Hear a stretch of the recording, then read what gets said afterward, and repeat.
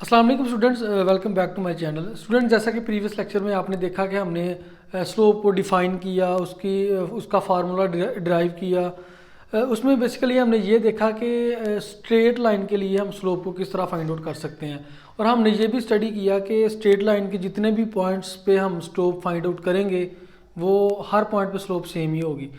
तो आज के लेक्चर में मैं कर्व्ड शेप के लिए जो है ना वो स्लोप हम किस तरह डिफ़ाइन कर सकते हैं। बेसिकली जब हम कर्व्ड शेप के लिए स्लोप की बात करते हैं तो वहाँ से डेरिवेटिव की डेफिनेशन स्टार्ट होती है। यहाँ पे मैंने लिख दिया डेरिवेटिव्स। तो आज का लेक्चर बेसिकली डेरिवेटिव्स को एक्सप्लेन करने जा रहा हूँ। डेरिवेटिव की डेफिनेशन, इसका फार्मूला ड्राइव करेंगे, ग्राफ बना के जो है ना चेक करेंगे, और ये भी हम देखेंगे कि हम एक कर्व्ड शेप के लिए, एक कर्व के लिए हम किस तरह जो है ना वो उसके डिफरेंट पॉइंट्स पे स्लोप को फाइंड आउट कर सकते हैं। विदाउट वेस्टिंग आवर टाइम चलिए स्टार्ट करते हैं आज का लेक्चर।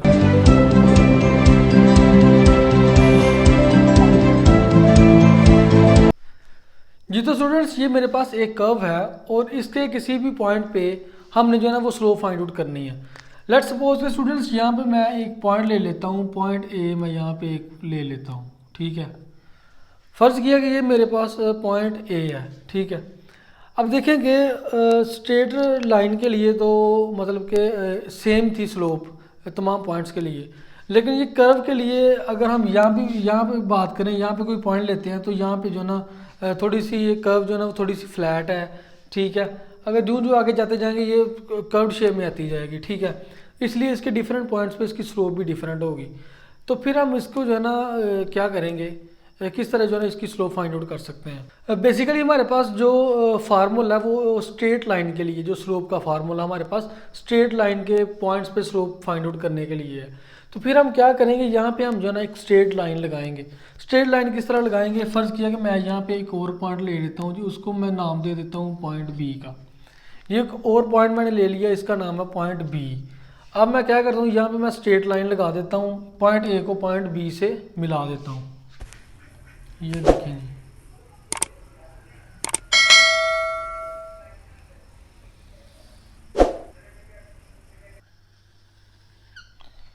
जी, ये स्टूडेंट्स मैंने क्या किया कि मैंने पॉइंट ए को पॉइंट बी से मिला दिया, और ये मेरे पास एक सीकेंट लाइन बन गई है। सीकेंट लाइन क्यों बनी है, क्योंकि ये कर्व को दो पॉइंट से इंटरसेक्ट कर रही है, इसलिए ये हमारे पास एक सीकेंट लाइन है, ठीक है। क्योंकि हमारे पास कर्व शेप के लिए स्लो फाइंड आउट करने का फार्मूला नहीं था हमारे पास। स्ट्रेट लाइन के लिए जो है ना वो फार्मूला स्लो फाइंड आउट करने के लिए, इसलिए हमने यहाँ पे एक स्ट्रेट लाइन ड्रा कर दी, ठीक है। अब हम जो है ना वो सपोज़ ये करते हैं कि सपोज़ हमने ये किया कि ये जो अब देखेंगे, अगर हम इसकी बात करें, कर्व की बात करें और ये सीकेंट लाइन की बात करें, ये तकरीबन सेम ही लग रही हैं। इनमें बहुत सी जो है ना वो लिटिल बिट जो है ना इसमें डिफरेंस है, कुछ ज़्यादा डिफरेंस नहीं है, ठीक है। तो हम जो है ना फ़र्ज़ करते हैं कि ये जो कर्व की जो स्लोप है, ये एवरेज स्लोप ये जो है सीकेंट लाइन की स्लोप के इक्वल है। हम इसको लेट्स सपोज कर लेते हैं कि जो कर्व लाइन की ए से बी पॉइंट की जो हमारे पास स्लोप है, उसकी एवरेज स्लोप इस सीकेंट लाइन की स्लोप के इक्वल है, ठीक है। तो फिर हम क्या करते हैं, जो हम ये करते हैं कि ए के जो कॉरस्पॉन्डिंग हम एक्स की वैल्यू ले लेते हैं, एक्स इज इक्वल टू ए कर लेते हैं, ठीक है। इसी तरह बी के कॉरस्पॉन्डिंग की बात कर लें। लेट सपोज के इनके दरमियान जो हमारे पास डिस्टेंस है, ये हमारे पास डिस्टेंस एच है, ठीक है। एच इनके दरमियान जो डिस्टेंस है उसको हमने एच रख लिया। तो x is equal to a, तो फिर यहाँ पे क्या होगा, x is equal to a plus h होगा, ठीक है। या इसको हमने ए मान लिया, और ये इनका जो इसके दरमियान जो है ना वो डिस्टेंस है वो एच है, तो एक्स यहाँ पे क्या हो जाएगा, ए प्लस एच हो जाएगा, ठीक है।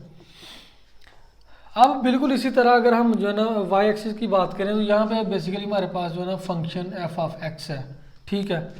तो यहाँ पे ए के कॉरस्पॉन्डिंग वाई की वैल्यू यहाँ पे हमारे पास क्या होगी, वाई इज इक्वल टू ए हो जाएगा, ठीक है, बिल्कुल इसकी तरह। और इसके अलावा अगर हम यहाँ पे बात करें तो यहाँ पे फिर क्या वैल्यू होगी, यहाँ पे हो जाएगी F into a plus H हो जाएगी, ठीक है। फंक्शन एफ है तो यहाँ पे भी फिर एफ आएगा, एफ ऑफ ए यहाँ पे आएगा।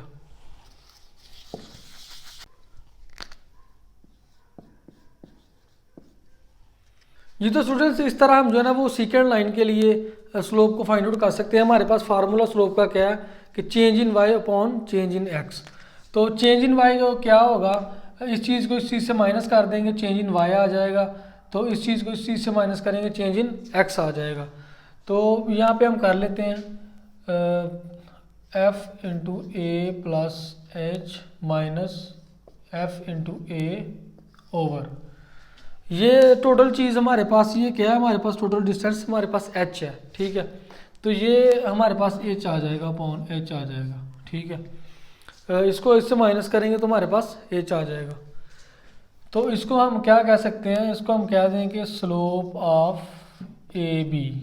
ये हमारे पास जो सीकेंड लाइन के ऊपर पॉइंट्स ए बी हैं उनकी स्लोप हमने फाइंड आउट कर ली बाय यूजिंग सीकेंड लाइन, ठीक है। क्योंकि हमारे पास जो है ना वो स्ट्रेट लाइन का फार्मूला था, उसको यूज़ करते हुए हमने ये कह दिया कि अप्रॉक्सीमेटली ये जो ए बी कर्व की जो हमारे पास जो है ना वो स्लोप है, एवरेज स्लोप है, वो इसके सीकेंड लाइन के ऑलमोस्ट इक्वल है। तो इक्वल आके हमने ये फार्मूला लगा दिया। ये हमारे पास बेसिकली क्या है, सीकेंड लाइन पे जो पॉइंट्स ए बी उसकी स्लोप है। लेकिन हमारा टारगेट क्या था, हमारा टारगेट है जो हमारे पास टेंजेंट लाइन के लिए हमने स्लोप फाइंड आउट करनी है, हमारा टारगेट ये है। तो फिर टेंजेंट लाइन के लिए हम स्लोप को ना वो किस तरह फाइंड आउट करेंगे।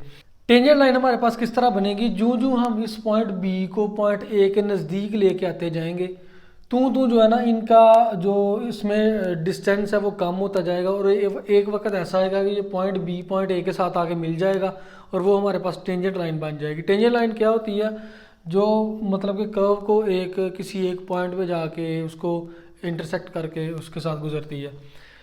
तो इसको जो है ना यहाँ पे ट्राई कर लेते हैं।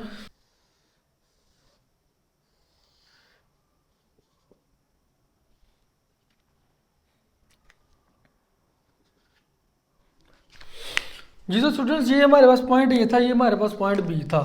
हमने क्या किया, पॉइंट बी को हम मज़ीद यहाँ पे लेके आगे करीब लेके आगे, तो इनका जो है ना वो डिस्टेंस बहुत ज़्यादा जो है ना वो कम हो जाएगा, ठीक है। अगर हम मज़ीद ये करते हैं कि पॉइंट बी को हम यहाँ पे लेके आते हैं तो ये उसके साथ फिर एक वक्त ऐसा आएगा कि जो है ना ये एक ही जगह पे जो है ना वो मिल जाएंगे और ये एक टेंजेंट लाइन बन जाएगी, ठीक है।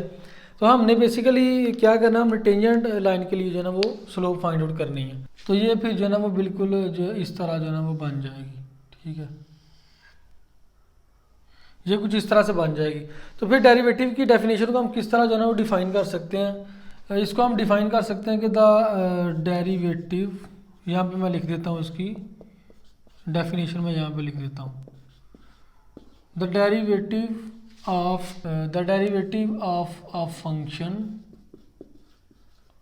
the derivative of a function at a number a is denoted by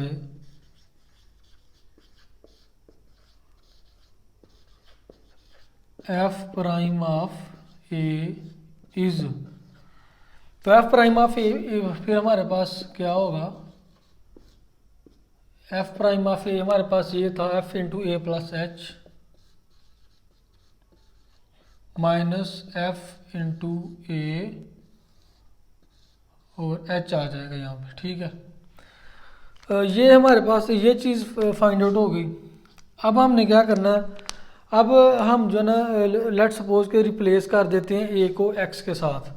अगर हम ए को एक्स के साथ रिप्लेस करते हैं तो यहाँ पे फिर क्या आएगा, f prime of x f into x plus h minus f into x over h आ जाएगा। ये हमारे पास फार्मूला बन गया, ठीक है। अब क्योंकि इसको हमने इस फंक्शन से डिराइव किया, ठीक है, इसलिए हम इसको डेरिवेटिव बोलते हैं और ये डेरिवेटिव की डेफिनेशन थी, यही डेरिवेटिव का हमारे पास फार्मूला था। By understanding the definition of slope straight line के लिए और कर्व्ड शेप के लिए स्लोप की डेफिनेशन को समझने के साथ साथ हमने डेरिवेटिव का जो फार्मूला उसको भी हमने डिराइव कर लिया है। तो स्टूडेंट्स डेरिवेटिव को हम मज़ीद एक्सप्लेन करेंगे नेक्स्ट वीडियो में। आज के लिए इतना ही, मिलते हैं इंशाल्लाह नेक्स्ट वीडियो में, तब तक के लिए अल्लाह हाफ़िज़।